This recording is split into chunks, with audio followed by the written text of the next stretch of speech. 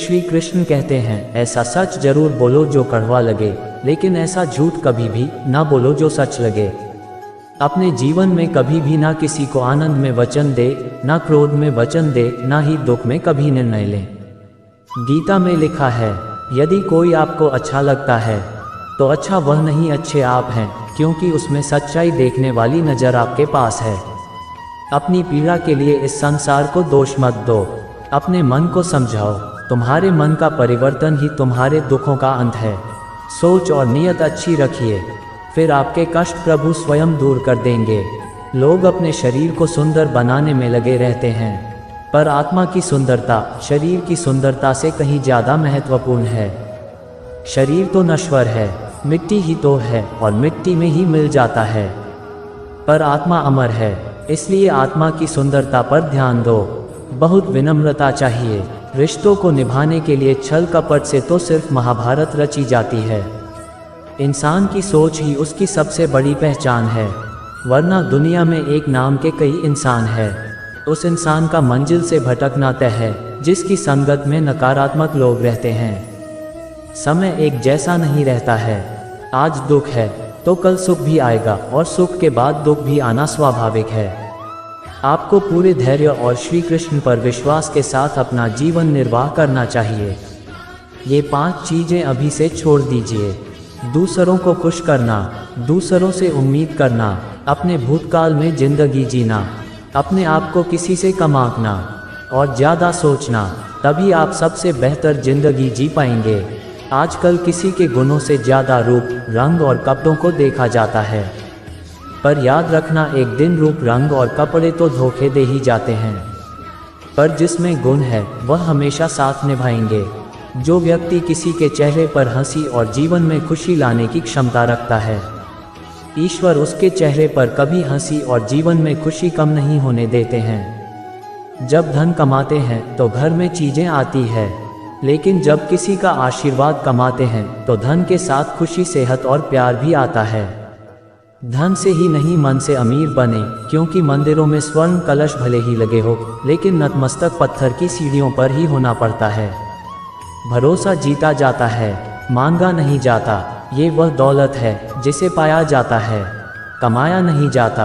अगर कोई मनुष्य हमारे साथ बुरा कर रहा है तो उसे करने दो, यह उसका कर्म है और समय उसके कर्म का फल उसे जरूर देगा। लेकिन हमें कभी भी किसी के साथ बुरा नहीं करना चाहिए, क्योंकि यही हमारा धर्म है। अगर आपकी समस्या एक जहाज की तरह बड़ी है तो भूले नहीं कि प्रभु की कृपा सागर जितनी विशाल है। अहंकार में धन, वैभव और वंश तीनों चले जाएंगे। विश्वास ना हो तो रावण, कौरव और कंस को देख लो। भोजन की कीमत भूख के समय होती है और भगवान की कीमत दुख के समय होती है। इसलिए अंधकार में छाया, बुढ़ापे में काया और अंतकाल में माया किसी का साथ नहीं देती। श्री कृष्ण कहते हैं, क्षमा दुनिया का बहुत ही कीमती शब्द है, लेकिन इस क्षमा का कब कैसे इस्तेमाल करना है ये बहुत ही आवश्यक है। पहला, अगर आपसे कोई अपराध हो जाए तो तुरंत क्षमा मांगनी चाहिए। अगर आप क्षमा नहीं मांगेंगे तो इसमें आपकी ही हानि है, क्योंकि क्षमा ना मांगने से मन के अंदर अहंकार जागता है और अहंकार तो हमारी हानि ही करता है। दूसरा, अगर कोई अपराध करे तो आपसे क्षमा भी ना मांगे तो उसे क्षमा मत करिए, क्योंकि क्षमा अत्यंत अनमोल है और बिन मांगे किसी को क्षमा देना आवश्यक नहीं। तीसरा, यदि कोई आपके साथ अपराध करें, अनुचित करें और बाद में क्षमा मांगे तो उसे क्षमा कर दीजिए। इससे आपके भीतर की करुणा जागेगी, प्रेम जागेगा और याद के लिए शुभ ही है। चौथा, अगर आप कोई अपराध कर दो तो क्षमा अवश्य मांगना, इससे आपको लाभ ही होगा, क्योंकि सामने वाले व्यक्ति आपको क्षमा करें या ना करें, आपके अंदर का अहंकार गिरता है और आपका मन अधिक निर्मल हो जाता है। श्री कृष्ण कहते हैं, जिसके साथ बात करने से ही खुशी दुगुनी और दुख आधा हो जाए वही अपना है, बाकी तो बस दुनिया है। दुनिया के ये 4 स्थान जो कभी भरते नहीं, एक समुद्र, दूसरा इच्छा का घड़ा, तीसरा शमशान और चौथा मनुष्य का मन। कभी भी किसी भी रिश्ते का गलत इस्तेमाल मत करना, क्योंकि रिश्ते तो बहुत मिल जाएंगे, पर जिंदगी में अच्छे लोग बार बार नहीं आएंगे। बिना कुंडली मिलाएं आजीवन चलने वाला एक अद्भुत संबंध केवल मित्रता है। यदि हमारी नीयत अच्छी है और मकसद सही है तो किसी ना किसी रूप में ऊपर वाला भी हमारी मदद करता है।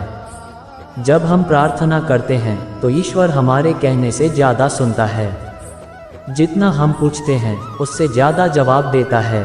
जितना हम कल्पना करते हैं उससे ज़्यादा अपने समय में और अपने तरीके से देता है। समय का चक्र बहुत तेज चलता है, इसलिए ना तो बल का अहंकार करें ना ही अपने धन का। जीवन में वाणी को संयम में रखना अनिवार्य है, क्योंकि वाणी से दिए हुए घाव कभी भरे नहीं जा सकते। जीवन में कभी मौका मिले तो किसी के लिए सारथी बनना, स्वार्थी नहीं। जैसे पानी को अगर दूध में मिलाया जाए तो वह दूध की तरह हो जाता है, यदि वही पानी अगर कीचड़ में मिलाया जाए तो कीचड़ बन जाएगा। ठीक ऐसा ही मनुष्य के जीवन में भी होता है। यदि एक गुणहीन व्यक्ति गुणवानों के संगत में बैठे तो उसे भी गुणवान समझ लिया जाता है और सम्मान का पात्र समझा जाता है। यदि एक गुणवान व्यक्ति गुणहीन व्यक्ति की संगत में बैठता है तो उसे तिरस्कार मिलता है। इसलिए अपने जीवन में संगति सोच समझकर सावधानी से बनाएं। जो मेहनत करने के बाद भी सपने पूरे नहीं होते तो रास्ते बदलिए, सिद्धांत नहीं, क्योंकि पेड़ भी हमेशा पत्ते बदलता है, जड़ नहीं।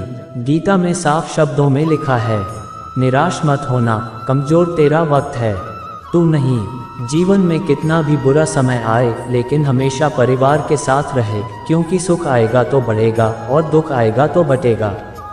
जब इच्छा की पूर्ति हो जाती है तो वह लोभ को जन्म देती है। जब तक वह संतुष्ट नहीं होता तो क्रोध का जन्म होता है। काम, लोभ और क्रोध तीनों के प्रभाव में आकर मनुष्य पाप करता है। बोलना तो सभी जानते हैं, लेकिन कब और क्या बोलना है ये बहुत कम लोग जानते हैं। जो केवल अपना भला चाहता है वह दुर्योधन है, जो अपनों का भला चाहता है वह युधिष्ठिर है, जो सबका भला चाहता है वह श्री कृष्ण है। इस दुनिया में कोई भी ऐसा व्यक्ति नहीं है जिसके पास समस्याएं ना हो, और ऐसा कोई समस्या नहीं है जिसका कोई समाधान ना हो। कुदरत ने दो ही रास्ते दे रखे हैं, देकर जाओ या तो छोड़कर जाओ। अपने साथ ले जाने की कोई व्यवस्था नहीं है, लेकिन फिर भी मनुष्य इसे समझता ही नहीं है। याद रखना, भगवान से कभी उम्मीद छोड़ना नहीं और दुनिया वालों से कभी उम्मीद रखना नहीं। उस प्रेम पर विश्वास मत करो जिसमें भगवान श्री कृष्ण भी हार गए। उस मित्रता पर गर्व करो जिसमें गरीब सुदामा भी जीत गए। परमात्मा सभी को एक ही मिट्टी से बनाता है, बस फर्क इतना है, कोई बाहर से खूबसूरत होता है तो कोई भीतर से समझ ज्ञान से अधिक गहरी है। आप बहुत से लोगों को जानते होंगे, लेकिन कुछ ही लोग आपको समझते हैं। प्यार दुनिया की सबसे खूबसूरत चीज़ है।